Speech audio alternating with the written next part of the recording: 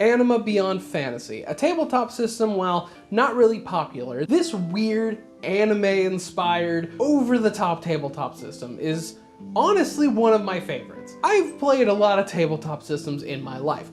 Your D&Ds, Pathfinder 2nd Edition, Vampire the Masquerade, Lancer, a bunch of really fun ones. A bunch of really well-designed ones. Anima is not that. However, Anima has some of my most favorite moments of tabletop ever. There are memories in my life that have been created in this game that I will treasure forever. It is fantastic, but you should never play it.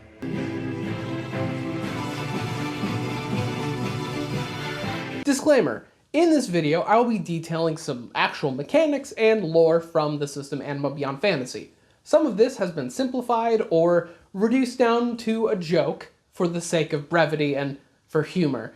If there's anything here that you notice that is inaccurate or just not how it works at all, please note, I don't care. Also, a lot of the art you'll be seeing behind me is from the Anima book, which is all created by WebM on DeviantArt. Links in the description, go check him out. He did a very good job creating the art and like the vibe of Anima. So what is Anima Beyond Fantasy anyways? Well, it is a Spanish tabletop game published in 2005 and then released in America with an English translation in 2008 by Fantasy Flight Games. It is a game that never reached like the heights of Dungeons & Dragons, Pathfinder, or any other of the big names in tabletop. However, it has carved a pretty decent niche following. It has a lot of little weird things surrounding it as well. Despite the main tabletop game, it has a lot of supplementary books, like a whole lot, Jesus. It also has a like skirmish tactical war game called Anima Tactics, which I need to get my hands on at some point, and like 3 video games. Not great games, but they exist. Somehow, now you know what Arcane is. What's really happening in this place? A lot of the niche following for Anima can be attributed to some really cool things that it does. A really fun set of power systems, a really open character creator, and a really crunchy system that lends itself to optimization if you are that type of player. However, at the same lens, it is also a game that has design elements where it references things that don't exist. Rules are stated without explaining what the rule means.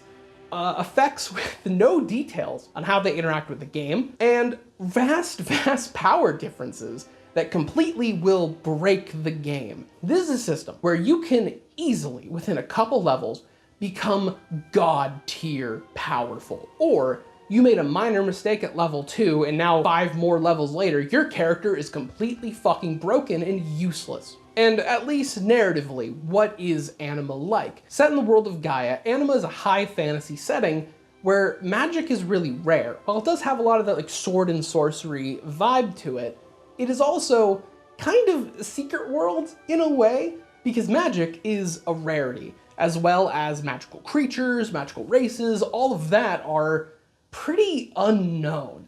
Now, there's a lot of fucking lore when it comes to Anima. There's a whole lot. And I will detail a little bit, just to give you a basic vibe. There are a lot of different factions in play. There's the Empire of Abel, the Azure Alliance, Weissenschaft, Black Sun, Samael, a lot. Mainly, real quick, what happened to all the magic? Where'd that shit go?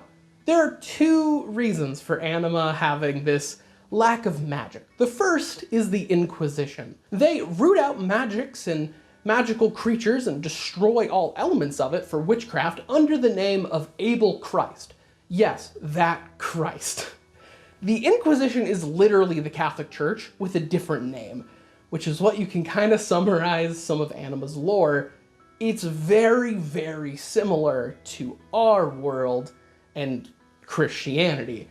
Because another reason that magic is really rare is because of a dude named Ra Sith, who was a descendant of Judas Sith. Yes, that Judas. So Ra built a big ass machine. Now, Ra is what we call in this nerd industry as pretty based. He thought magic was lame and cringe, so he wanted to kill it. So he built a big machine in a giant fucking war, a really detailed moment of this history, and built a giant ass machine, to wipe out magic. A lot of stuff happened. The machine went off to some extent, didn't fully get what he wanted, which in reality would have killed everybody on the planet. What it did instead is it cut the main continent in two. It destroyed the magical weave where all magical beings were horribly reduced in power, and so much they straight up retreated back to like the other world they came from, or went into this torpor state. And then other than that, a lot of these actual like magical races, which there are some, stuff like Sylvan, Giant, Duke Xerist, a lot of really genuinely interesting ones. You don't have your basic elf, dwarf, like that level of fantasy here. They are nowhere at the heights of what they were before. They're at a very limited state nowadays. Honestly, not to just bring this back to the setting I really love, but Ra is really similar to the Emperor of Man, actually, where he wanted to root out religion and all of supernatural bullshit and supernatural worship, instead of going on a galactic conquest and leading everyone into this new state. He just wanted to commit magical genocide. And this is also where I think a lot of the cool shit with Anima comes into. The fact that it is a secret world setting with a very limited magic means they have the excuse to have the magic that is present be stupidly overpowered. As, for context, an Anima level 20 character is leagues stronger than, like, say, a level 20 D&D character. I think an Anima character reaches the same rough power scaling around like level 12. It is ridiculous the shit you can get up to, and a lot of the named characters in this setting are like that. A big reason for this as well is, well, you can very clearly see from the art behind me, this is a very anime-inspired setting. Now, I am not what I would say an anime fan or like a weeb or anything. I enjoy some animes out there. I watch it like any other media in this earth. But like, you know, I'll fuck with some. I'll fuck with my One Piece, my Cowboy Bebop, Jujutsu Kaisen, you know, the good shit. Anima has a lot of those anime elements. Really ridiculous powers, characters with the fucking wildest design sense. Like, Jesus Christ. And these characters are like these god-level beings. And Anima gives you these powers. So you can go through your big-ass anime fight where you're flying through mountains and shit, like in a 1v1 duel, or that like main anime sequence where a bunch of low-level shitters try to start something with you the whole time you're acting all cool and unbothered so you can dumpster a bunch of like low-ranking mooks to show how dope you are. And these named characters are all like in the book for the DM to pull through. So if you have a really cool DM who understands the lore and really cares, they can bring some really fucking cool things to your campaign in this game. There are some very fun ones, a personal favorite of mine being Prince Lucanor Giovanni, who is fantastic. I fully support this man, despite a campaign I was in where he horribly fucked with a key character in that game in my party and had us in a kind of a 50-50 situation where we were gonna die. I still love him and fully support him. I trust him with the world, to be honest. Just let him lead things. Fuck Matthew Gowl. And speaking of Prince Lucanor, it is not just a magical hidden world setting. There is also hidden high-tech shit, too. One thing Prince Lucanor has is this Relic of Solomon, which the Solomon tag on things is high-tech old shit. There are vaults of Solomon littered throughout the world, which are essentially like those vaults in Horizon Zero Dawn. A really like almost fantastical area, then you find a full-on like a modern tech place. And it gets worse and dumber. Some regions actually have varying levels of technology, some being full-on medieval fiefdoms, others having working electricity and plumbing. Again, Prince Lucanor does that. He has electricity, he has plumbing, he's not sharing. Based of him. Or, even worse, say you as a player character are getting a little too big for your britches. You start playing with magic, destroying cities with your powers, something that's incredibly easy. Or you start like doing some weird time magic. Well, powers that be, those in the shadows, a lot of fun names for them, will literally descend from the sky in exosuits and kill you. A super high-tech, like Evangelion level shit thrown your way. Ridiculously powerful, only a couple even know they exist. So with that, let's also go into the main point of this video. What kind of characters can you make in Anima? because this is where the fun begins in this system. It is incredibly open, which again is one of the problems because there's a lot you're thrown. There's so many things you can pick. Now, there was a game my friends and I would play when I was first getting into Anima where I would name any character, just any anime character, any just other character in fiction, and they would tell me how easy it was to make an Anima. For example, this is Goku. This is Goku's stat block that I had a friend make. Thank you. Now, fully, this is actually him, and it's not that hard.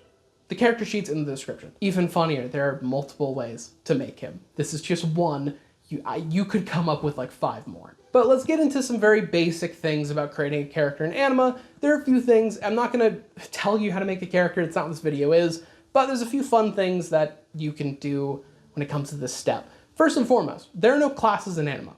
You don't pick a character class, it is an archetype. But with these archetypes, you can actually do a lot of fun mixing and matching. Because say, for example, you want to play wizard. I want to use magic. Okay, well you can play wizard, or if you want to go more like stealth magic, play illusionist. Pick this, you'll get some bonuses in both. Do you want to go martial mage, warlock? You have a lot of these archetypes that lend it better to mixing.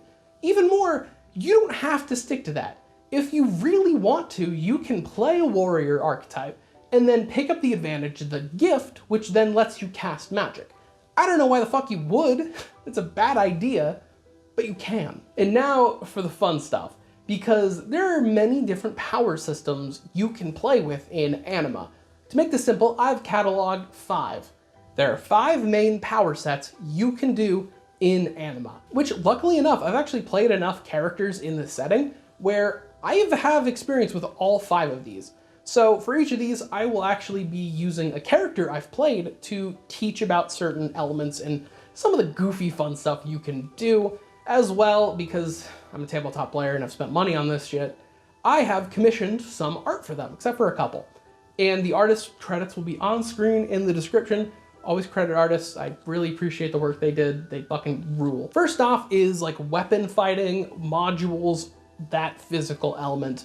There is a lot more to this than it sounds. You might just think, oh, like a D&D fighter. No, there's more.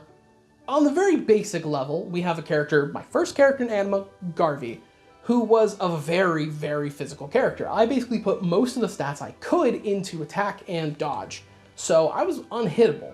There was a lot more I could have done. I could have done a lot more fun abilities, I could have added on key stuff, I'll get into that later, or I could have even purchased like style modules to change some alternate attacks. Personally, precision attack would have been really handy, because I was rolling so high above defense rolls, I could hit that -50. That wouldn't hurt me at all. And there's no shame just having like just good attack and defense. It is really fun.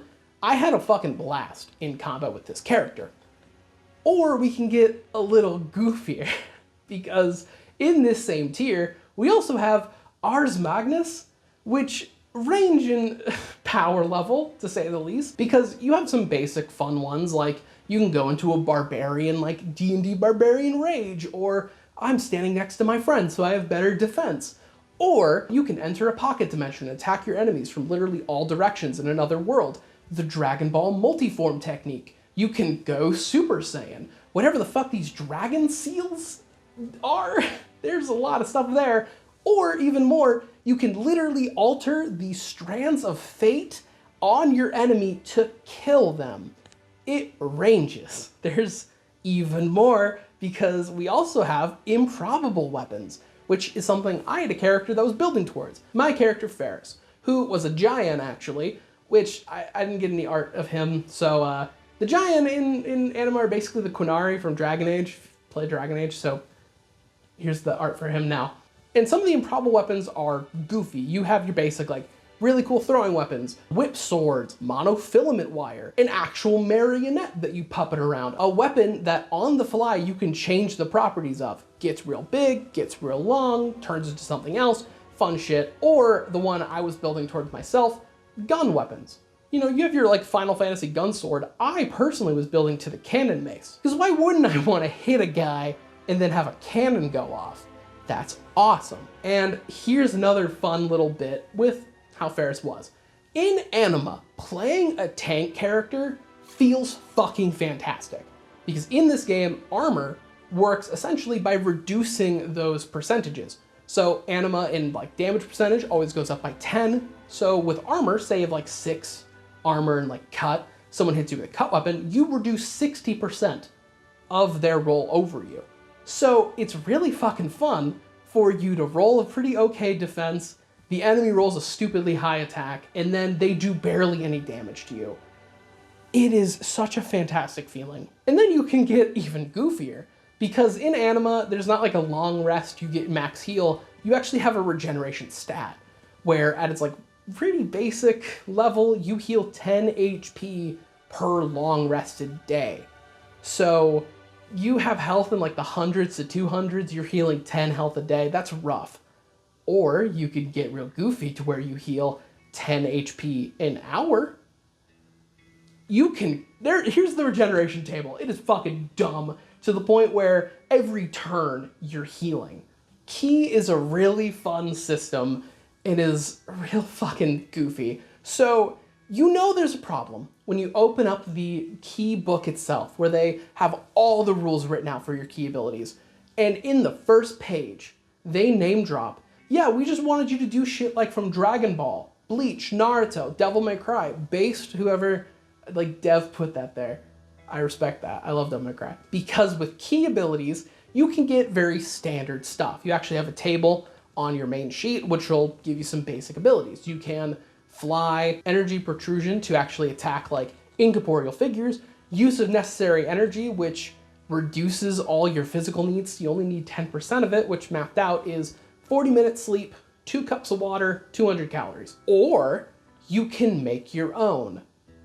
And then they have some pre-made like Ki ability trees, but there's a lot of like stuff here to create your own power with a lot of modifiers, a lot of debuffs you can add to make them cheaper. It's so free, which is a problem because you can get some really goofy shit, like a shot that is literally a carpet bomb that is hundreds of miles long. That's possible. Look here. A character I played with Ki abilities who got really fucking good with Ki.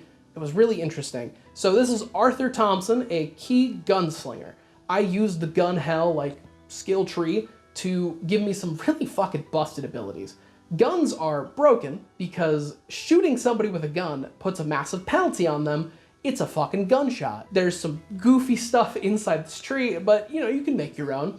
Like some of the powers I had, a 300-foot teleport, silencers for said guns, which specifically to hurt somebody in the audience, you know who you are. My character, Arthur Thompson, is an idiot savant. His powers work through imagination, and because he's a dumbass, it works really weird. So he silenced his pistols by, he would fire his shot, but the gun is like closed, the barrel mouth closed. It would open just long enough for the bolt to reach and then immediately closes, too fast for the sound to get out. Or he could say, shoot a bullet that is way bigger than the gun should shoot. That's now like a grenade that he just fired at you. A always active shield to block 65 or less damage, so just it will not hurt him. Or an ability of my own making, fully of my own making, called the Final Stand, which in any situation where I was going to die in this combat, or maybe this boss would kill my friends, he would run up, fire the final blast, which is like a ×3 damage multiplier, but does a lot of damage to myself, and leaves me defenseless if the health penalty of firing it didn't kill me. Never got to use that because he's still alive. Kinda. So another thing you can get with Ki is something called Nemesis, which is like anti-Ki, which has some really goofy abilities, like abilities to cancel out magic and other Ki, or some of the abilities I had, like the full elimination of food, drink, and water, so you just never need any of it. You are fully self-sustaining. A upgrade that made it so the only vital organs in Arthur's body is his brain, heart, and lungs. Nothing else is necessary. You break off his arm, it'll just be there, but made of energy. So he doesn't get crit anymore. He doesn't get any of the negative effects of a critical hit because his body, you know, regrows it, unless it was a targeted crit that hit one of those vital organs. Essentially making him like a gunslinger wraith, which was immensely fun. And there's so much more you can do with this that I didn't touch on. So you can probably find some of the PDFs for Anima out there. Just go read them. Next one, Summoner. So let's say, for example, you're tired of all this fantasy nonsense. I want to play Pokemon. Well, here you go. So in this situation, you have your character sheet. It's like 6 pages. Anima character sheets are long. And then your DM's like, all right, for your final bit of your character sheet, and drops the monster manual in front of you. Because you can summon anything in the monster manual unless it has the undead or natural keyword. You're not a necromancer, you have to spec into that. And you also can't just summon a bear. That's not an otherworldly creature, it's a bear. I played one, Hiram Barker. No art of him, sadly. Hiram was a summoner with some magic abilities, but mainly he would do the play style of summoning a creature from another world, controlling it, making it do whatever he wants. Now I pilot this like creature, and then I banish it once the battle's over. There's been situations with him that are immensely fun where in one instance, in like a middle of a war zone, another summoner was there. So we just had a Pokemon battle, like actual Pokemon fight. If you want to get even more Pokemon-like, you can actually bind a creature to an item like it's a Pokeball. Or you could do something called an invocation, where instead of summoning a monster, you made a pact with some being to use their power. Now, there is a main one in the core book that is all like the Arcana with a reversed version of all of them. Say, for example, you want to make a pact with Strength. Now, this will mean you have to undergo some physical task. Once you complete that, you can use its attack stat. It has a pretty fun attack. You can just use this in combat. Or maybe you're a piece of shit and you go with Strength Reversed, which asks you to unprovoked just attack somebody, which then will give you its version of an attack.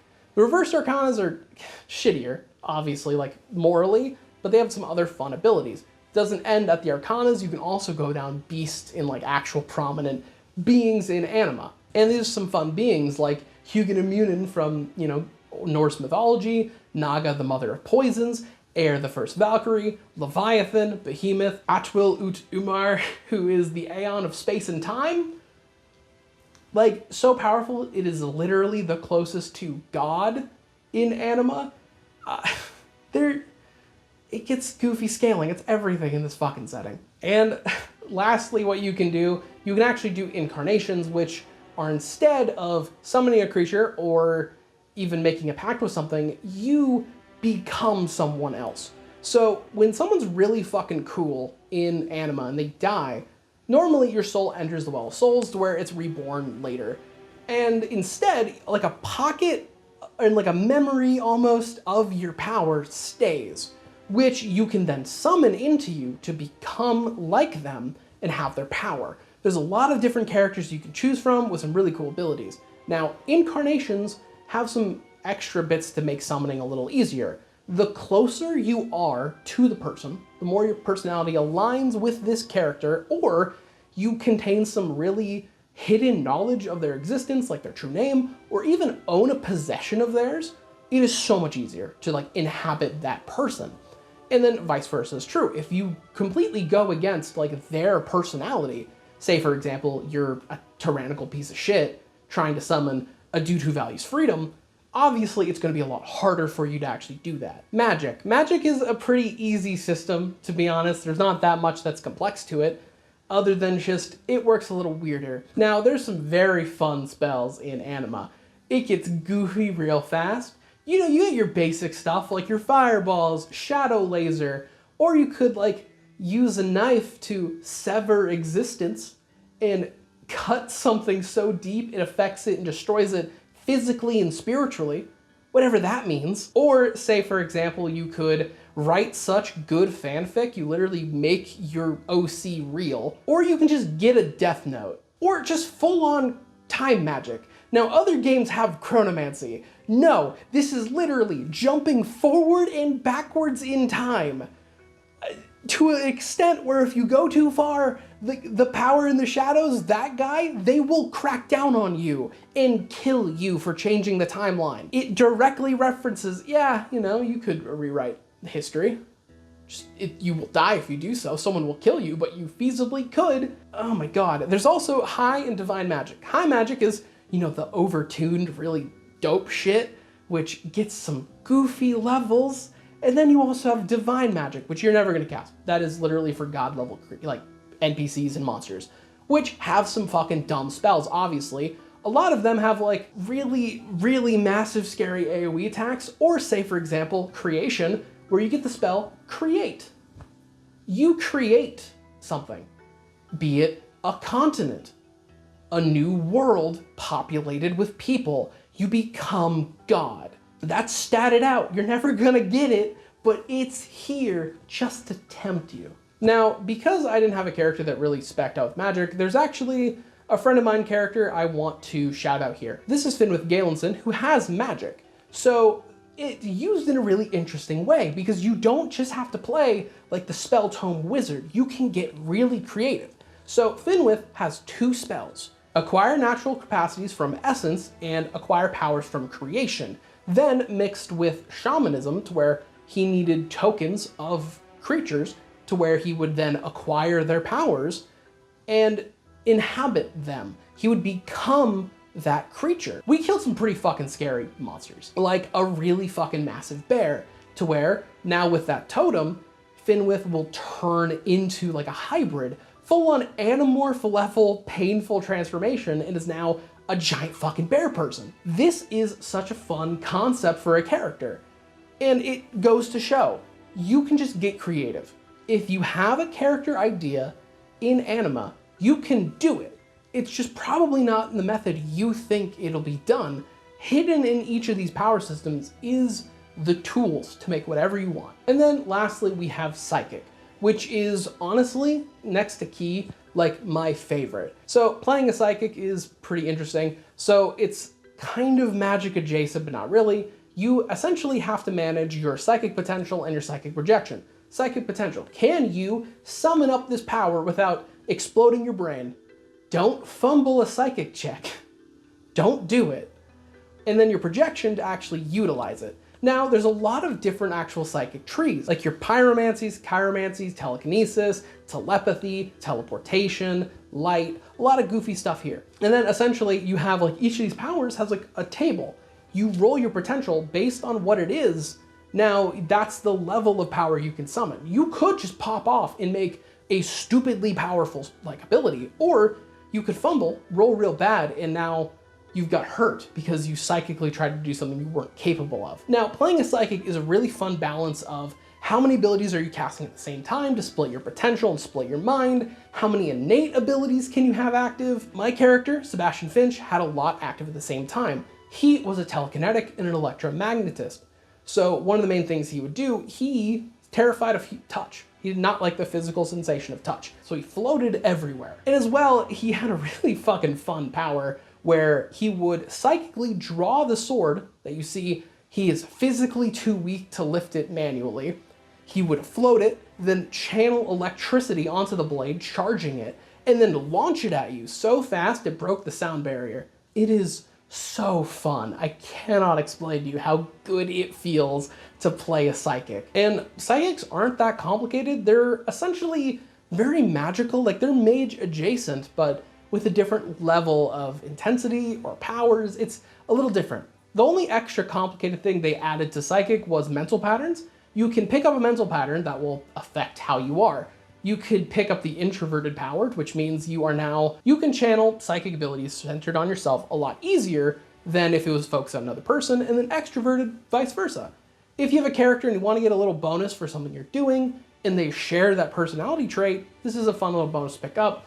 You don't have to, I never did. So that is all the power systems in Anima. Now you might be thinking to yourself, man, I kind of want to play this.